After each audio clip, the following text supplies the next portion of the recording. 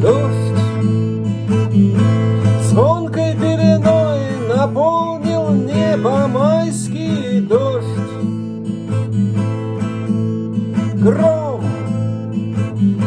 прогремел по крышам, распугал всех кошек гром. Я открыл окно, и веселый ветер разметал все на столе.